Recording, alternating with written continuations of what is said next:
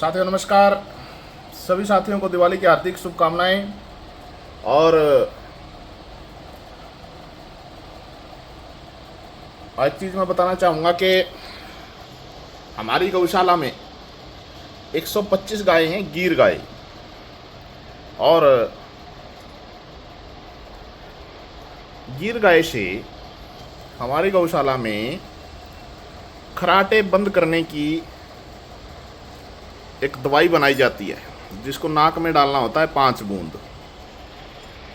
वो गीर गाय के असली घी से, प्योर घी से बनाई जाती है।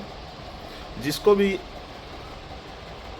मंगानी है वो स्क्रीन पे चल रहे नंबर से ऑर्डर दे सकता है, उसके घर पे पहुंच जाएगी।